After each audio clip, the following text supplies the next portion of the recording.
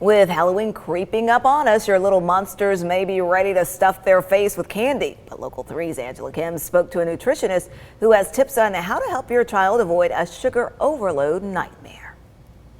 After a long night of trick-or-treating, it's very tempting to want to eat everything inside your bag, especially if you got a lot of candy. But that can cause some stomach aches or other health issues. But one nutritionist says there's a good way to learn moderation, but there is a correct way to teach it.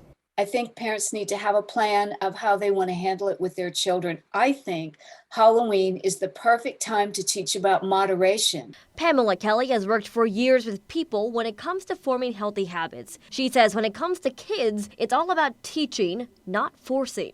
I will fully disclose I work with a lot of people that have disordered eating problems in their life, and a lot of them will point back to the fact that they were not allowed to have sugar when they were a kid, and so they never learned about moderation. She says first off, make sure your child eats more than just sugar before Halloween. Make sure that you have a good meal before you go out. So it needs to have protein, complex carbohydrate that has some fiber, making sure you have plenty of water. She also advises parents to be careful about how much value you put into how bad candy is, especially since it's just one day a year when children will be consuming higher levels of sugar.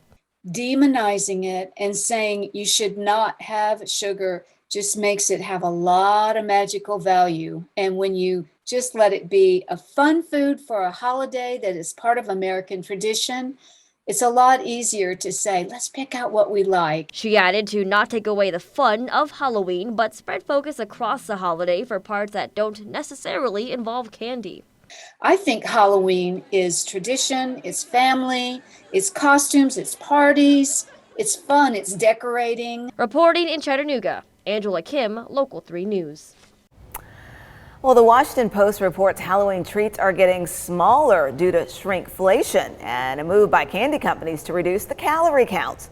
Shrinkflation is when manufacturers reduce the size of their products instead of increasing the price. In addition to shrinkflation, a group of big players in the candy business joined forces for a health initiative in 2017 to reduce calorie counts, offer more portion sizes, and put calories on the front of packaging so you know how many calories you are eating.